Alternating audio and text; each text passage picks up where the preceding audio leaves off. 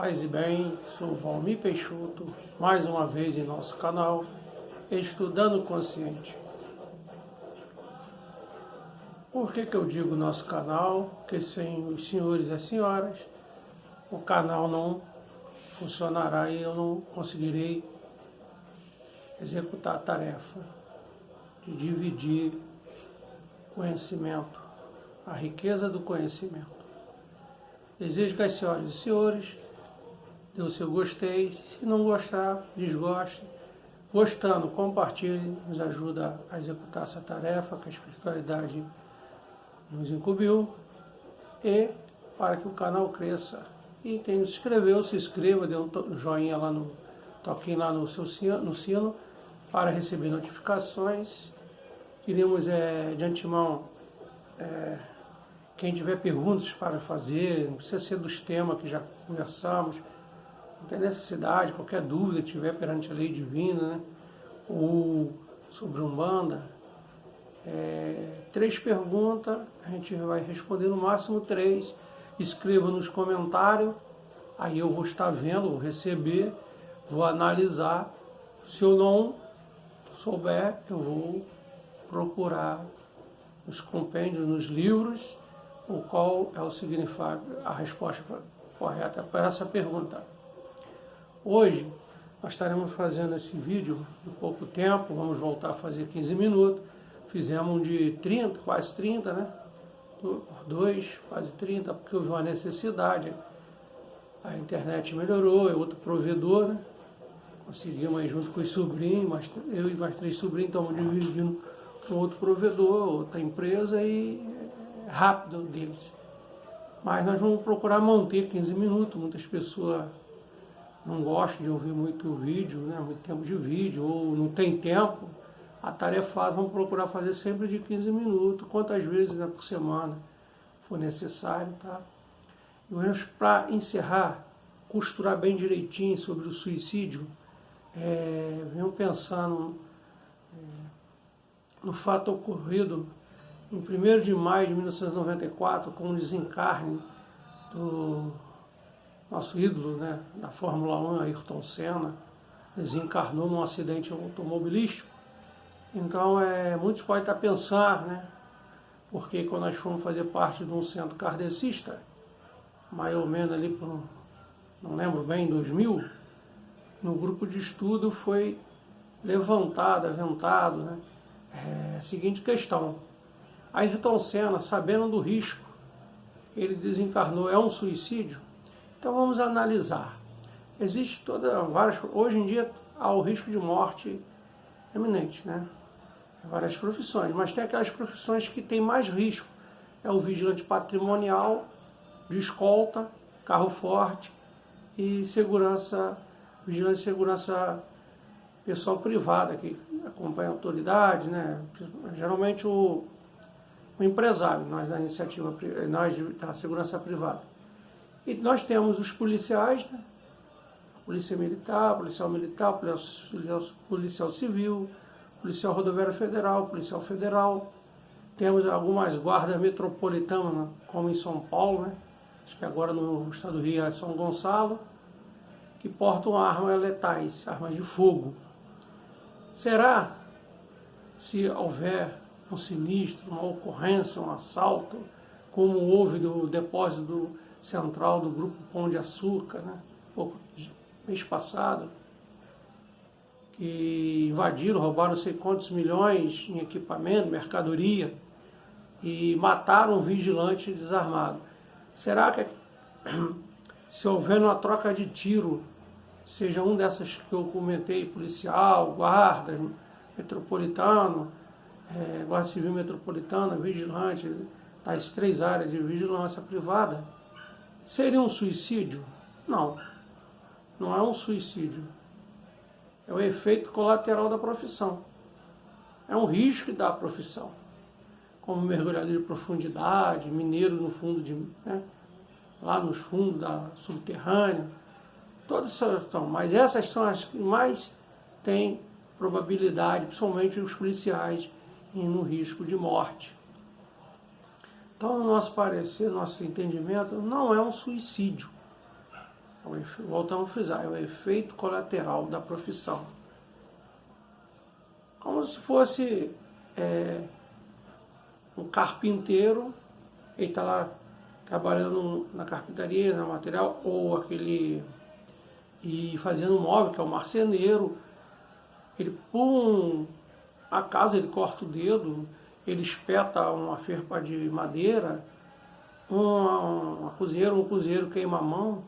São efeitos colaterais da profissão. Não sei se é esse termo, mas é o que eu lembro. Então, ele não é, friso, não é um suicídio. Mas, porém, entretanto, tem sempre um porém. Seja o vigilante, ou policial, ou guarda civil metropolitano. Ele cansar de viver, né, como nós já comentamos nesses vídeos sobre obsessão, que o ser, o espírito ou a personalidade encarnada, ela cansa. Cansamos porque procuramos no externo, não no interno. Tudo está relacionado, a resposta, soluções, tudo está dentro de nós, porque é ali que Deus habita. Nosso espírito é um templo vivo de Deus. E o corpo físico é o templo do nosso espírito. Então, cansou de remar, cansou de procurar a felicidade externa, o grande amor, né? Antigamente as mulheres esperavam o príncipe chegar montado num cavalo branco. Hoje em dia espera vir logo numa moto, num carro. Mas não existe o príncipe, não existe o ser perfeito. Se a gente quer encontrar um ser, vamos dizer assim, perfeito, é só Deus que é a perfeição. Mas se a mulher quer encontrar um homem perfeito, o homem encontrar uma mulher perfeita, vai encontrar só na esfera crística. Eles não são perfeitos, são seres crísticos, mas, digamos assim, como um exemplo, né? Uma perfeição dada por Deus para os filhos. Não tem mais os inimigos internos, não tem mais as questões internas para resolver. Compartilhamos no Facebook, WhatsApp, uma mensagem, né? Quando aprender a amar, encontrará o amor em tudo. Uma amiga foi, eu pretendo um dia encontrar, mas o amor é dentro de nós. Quando eu tenho amor dentro de mim, eu encontro amor em tudo. Jesus não falou, se vossos olhos são bons, vosso corpo é luz. Então, quando o espírito se cansa de procurar externo, ele desiste de viver. Aí, né, esse é o segurança da casa, o Negeba. Mas tem aquele porém. Se a gente, quando estava começando a falar, eu acabei vindo na mente para comentar outra coisa. O vigilante sai, está desgostoso, está fraco, cansado, policial, tal. Aí ele deseja, poxa, hoje eu vou sair numa escolta de carga, ou vou para dentro do carro forte, ou vou estar numa agência bancária, num depósito. Policial, vou fazer patrulha na rua, uma incursão na comunidade. Bem que poderia ter uma troca de tiro, eu ser atingido com um tiro fatal e morrer, como se diz, né? Morre o corpo. Então, no nosso entender, isso é um suicídio que se encaixa naquele tema que nós fizemos do suicídio indireto. Lembra? Quando nós falamos que lemos numa das obras, se não me engano, de André Luiz, que a irmã de humanidade nossa, cansada, né?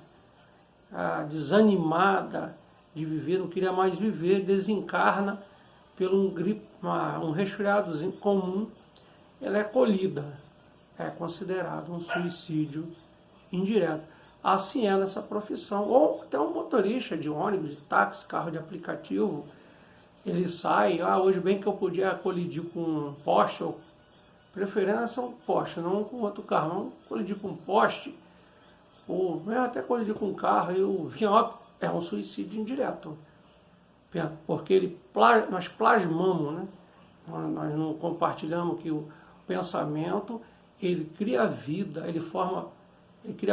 nós criamos forma, pensamento, que aquilo fica girando entre nós para se alimentar. Então a gente vai plasmando aquele acontecimento até que um dia aconteça.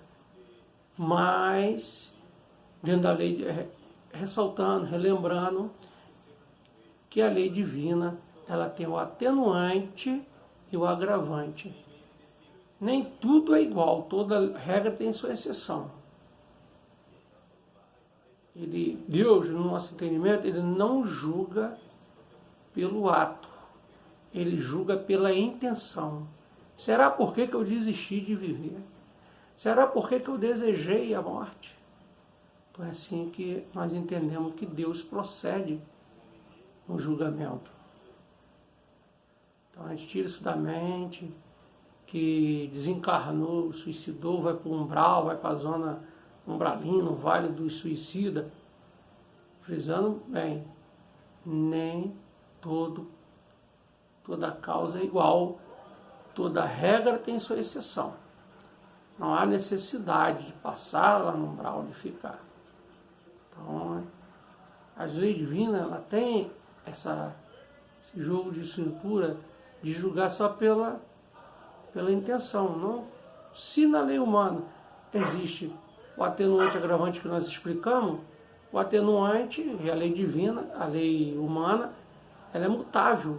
Ela muda de acordo com a humanidade evolui. A lei de Deus ela é imutável. Não foi nem será, sempre será. Se na lei do homem existe o atenuante, que é o crime doloso, culposo, cometido dolo, sem premeditar, então ele é considerado culposo. Existe o doloso, que tem a intenção de cometer o dolo.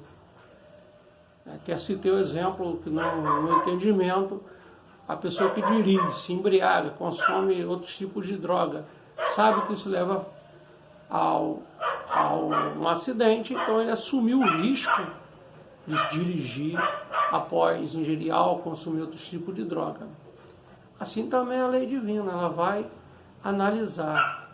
Lá no início, quando a Igreja Católica administrava os cemitérios, os suicidas não podiam ser enterrados na chamada Terra Santa, né? Campo Santo.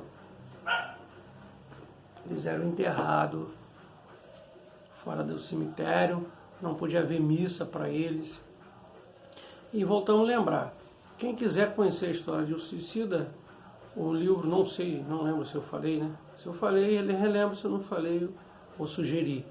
O livro Memória de um Suicida, ditado por ele, depois que ele se recupera, psicografado por Dona Ivone do Amaral Pereira, um excelente livro, e há outros relatos de outros suicidas, né?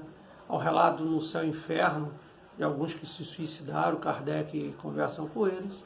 Bom, que tenhamos uma noite de paz e serenidade, uma semana tranquila, que possamos aproveitar ainda esse momento que nos resta do isolamento social, para mergulhar em nosso interior e nos conhecermos e da onde precisamos modificar, reformar, que a espiritualidade está sempre nos ajudando.